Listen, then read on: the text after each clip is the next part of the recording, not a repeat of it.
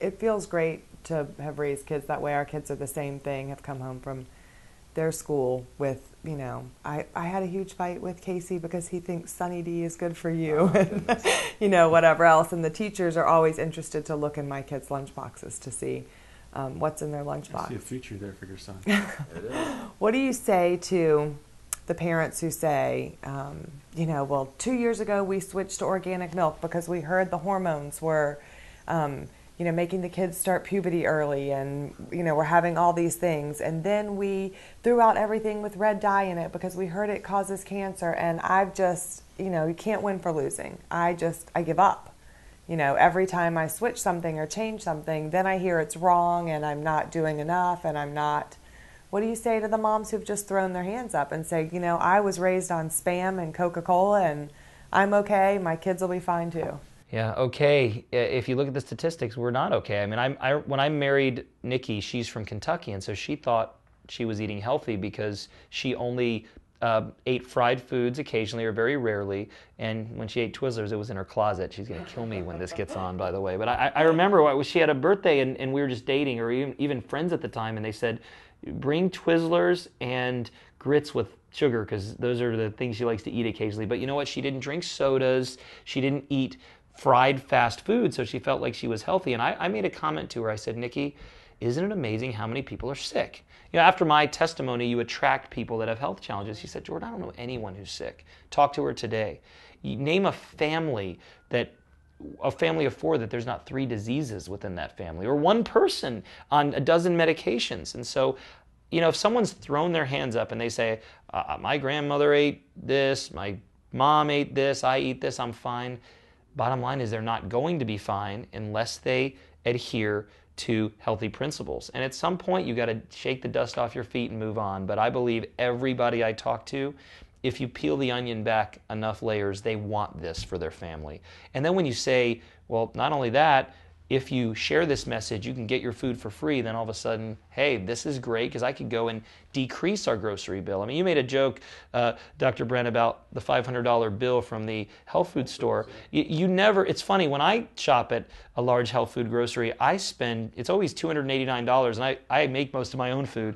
I leave there happy. I mean, I'm happy that I spent the money. I know it sounds crazy, but I know that I'm doing something better for my family. But there are families where there's a division. The mom wants to do this. The dad has nothing to do with his children's health, doesn't care, and is actually a little bit against her spending all that money when she could be spending less. This is an opportunity for stay-at-home moms or moms that work to consume the foods, share the message, and say, hey, honey, I reduced our food bill by doing Beyond Organic. And so I think there's so many opportunities here, but you're never going to get everybody to do it, and you have to decide who's interested and who isn't, because they say in the Bible, don't cast your pearls before swine, and I know that's a tough statement, but there are people, my own family, I can think of my mom's brother who antagonistic against health food and the Bible. I did a seminar in New York last month. It was a Beyond Organic seminar, and my mom invited her brother and sister-in-law. And I'm thinking, why'd you invite Fred? He doesn't like health. He doesn't want to hear about God. He was overweight most of his life. He sat there and listened, and I gave him a hug. I hadn't seen him in a long time. I got a call the next Tuesday. They were trying to locate my mom because Fred went to the office at age 66 and died at his desk. Oh, my God. And it's stories like that that make me realize you can't fight gravity. You can't fight God's principles. Somebody said if you try to break one of God's principles, it'll end up breaking you. It's kind of like gravity. You jump out of a building, you can pray all you want to get healed and not break any bones. Usually it doesn't happen. Same thing goes here. When somebody doesn't want to do this and says, I'll eat red dye number 3 and I'll do all those things, and you just pray for them and feel bad, because you cannot escape the environmental impact externally and internally of what we've done to ourselves. Sure. It's been an interesting experience living, even though Orlando is a big city, it's still a small town where we live, and to find out that we have 3 unvaccinated children, homeschooling mom, and that I'm not Birkenstock wearing, granola eating, the typical mom that you would, yeah, that's right, that you would expect. So I think that this is a great way to get the message out to people that you don't have to be, one extreme of the scale or the other. Just to add some healthier meats and beverages, two of the basics, two of the staples for your family dinner table. Now, what are you seeing? I mean, I know you're out there a lot. Are you seeing things coming back full circle a little bit again, as far as getting back to the whole foods and the natural lifestyle? I've seen it in my practice. The last 10 years have been incredible. Absolutely. And the last 3 years in particular, I think, have been very eye-opening to a lot of people. There's a lot of opposition on the side of big government and big food and big pharma, but there's a lot of openness. In fact, I remember when Joshua was born, our oldest, we were schlepping him down to a pediatrician an hour and a half away that was holistic. And then the pediatrician that was on call at the hospital, we had a midwife, but we were at a hospital, we had a birth plan, no medication. He came in and said, Jordan, I've heard of you, I know what you do, and just to let you know, I'll see your son for well visits, and 35% of my patients don't vaccinate. Now, that doesn't mean that he is okay with it. They still sometimes badger you and the other doctors in there, or the nurse practitioner, but just to hear that is amazing. Because obviously my dad, was raised in health in naturopathic and chiropractic school, and the chiropractic movement has been such a catalyst in vaccine awareness. I don't say to anyone, don't vaccinate. I say you better get the information, because too many people that I know have said that it has destroyed them. I got one vaccine when I was 15 against my dad's wishes. It was called measles, mumps, and rubella. I got it in my shoulder because I didn't want to be suspended from school. A couple years later, diagnosed with Crohn's disease.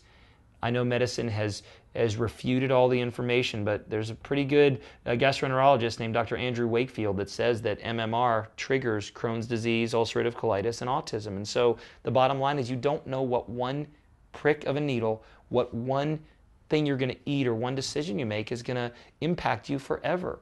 And you just can't escape it. And we have a personal experience with our oldest daughter is actually my daughter from a previous marriage, who before I met Brent, my pediatrician said that you vaccinate your children. So that's what I did, is I vaccinated my child, and at her 16-month visit, she stopped walking. I mean, her legs went completely rigid after her vaccine. She had febrile seizures, which prompted my research and my awareness and everything else. And that was her last vaccine, and now the other two are not vaccinated, because when you know better, you do better. And I think that's the same thing with the food. When you know better, you do better. And just from the general person who may be watching this, I mean, like I said, I'm in the health field, and sometimes I even felt my confidence level drop making some of these choices. But I think guys like you and other people in this field right now are giving people the awareness, which is giving people the confidence to take these steps to do more things like this. And kind of, you don't want to call it an anarchist system. You don't want to make people become anarchists, but you certainly want them to question what they're putting into their body: drugs, food, and even what we discovered, some of the makeups and perfumes you put on with all the chemicals and hormone disruptors. Yeah, it's amazing. And I know we talk a lot about beyond organic and organic, but getting back to dairy, if you look at dairy and do an analysis, you could get between 29 and 80 medications in dairy. If you think about it, when it comes to all the medicines we use, and 70% of the antibiotics in America are given to livestock. They go into the water system, and these are not organic chemicals. They don't break down. So you're actually taking a sip of conventional milk from thousands of dairy cattle, or hundreds of thousands, hundreds of dairies. You're exposing yourself to low-level antibiotics and all kinds of other medications that are going to cause you problems. If you want one remedy for ill health, take a low dose of antibiotics every day the rest of your life. And so people, they don't think twice about going out and having conventional cheese or milk, because, the carton had a really nice looking cow on grass. Well, of course, you're not going to have a cow with a farmer feeding GMO corn pellets and a shovel in its mouth. I mean, it wouldn't sell. So it's really an interesting concept, and I hope that people educate themselves not just on what foods to consume, but how they're made. I have never prayed so hard for rain in my life. I took it for granted. When I began sustainable agriculture, I opened up the Bible and saw it an entirely different way. I realized this isn't agriculture, this is God's economy. And think about this. God describes his own wealth through David in Psalms as saying he owns the cattle on 1,000 hills. I woke up one day thinking I might as well own them on one or two myself, right? So it's a pretty amazing journey. So the more I hear you talk about this and see the passion and that you are the real deal with this, what's at stake here? What's at stake for me is I believe lives. I mean, I have, since I started Garden of Life, since I started sharing my message with my before and after picture, I've been so blessed to meet champions. Now, Dr. Brandt, we talked about sports off the air, and I love sports, and I'm probably a victim of placing too much emphasis on American sports like most of us do. I'm a fan, I'm a coach now of my children, but I meet champions each and every day that have gone through more and have more to offer than Tom Brady or Drew Brees or name the Olympian or professional athlete. I meet, for example, a 12-year-old's name is Massimo. I met him in Denver, and his dad said Massimo wanted to meet you. He was a kid who was great in sports, great in school, got diagnosed with inflammatory bowel disease, had to quit school, stop playing sports, and he made the decision when to choose to go on a diet that was healthy versus what the doctor was telling him. He read the Maker's Diet, encouraged his family to eat that way, and he stood before me, leading goal scorer on his soccer team, back in school, and he's a champion. He went against the nature that is kind of bred into kids today with pizza, all the junk food you can consume. By the way, my kids eat pizza. It's just on sprouted whole grain bread with raw cheese and organic tomato sauce, and it's awesome. I can't even eat pizza anywhere else. But these are the champions that I meet, and so there's nothing at stake for doing this for me. There's everything at stake for not doing it. And believe me, I could give you all the reasons why opposition is great.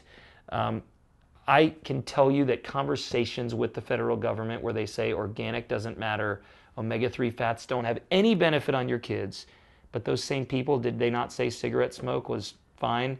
And all of our grandparents smoked while their children were being carried. So I think what's at stake if we don't start and carry this movement on is our very future. I don't know how many generations can we have where our children don't outlive us. As parents, and I'm a young parent, my oldest is 7, there is nothing that I can do or say or be that holds a candle to when my child does it. If my son goes up and is the lead in a play, it doesn't matter how many plays I've been in, how many seminars I've done, if he gets a 3-yard run in football, it's like I'm alive. When my daughter dances, when my little son jumps up and down and just, this is what we have here, but we're losing it. And I'm not, for one, going to be part of this experiment to see us lose our future. And ultimately what's at stake here is our future. That's wonderful. Well, I want to finish up with just one last kind of comment and give you some closing remarks here. People have all kinds of information on the internet. People hearing some things from their friends, from their doctors. What would you want to add to this conversation for somebody who's watching this, who may be thinking about trying, an organic lifestyle? What would your thoughts be, or what would your words of wisdom to be for them to just let them know it's worth it? Well, I want to encourage them to click on the link that'll be on the screen. We have created a 7+ minute video called Everyone Eats. It's very educational. It encapsulates the Beyond Organic vision, mission, and how to get started in a short period of time. What's great is you can also send it, you can paste it on your Facebook, you can tweet it, all those good things. And I want you to sit there with no distractions, with an open mind, and see as the images and the text and the words appear, if it doesn't appeal to you to get back to your roots. All of us in America are not separated by more than 3 generations from farming. We're losing that. Who in your life are you responsible for? Who needs you to be healthy and strong? You see, when I talk to people about changing your diet, changing your life, and changing your world, it's not just for you, it's for them. And if you call on the name of the Lord, it's for Him. Jordan, I appreciate the time today. It was a total pleasure meeting you today. It's been my pleasure. Thank you so much.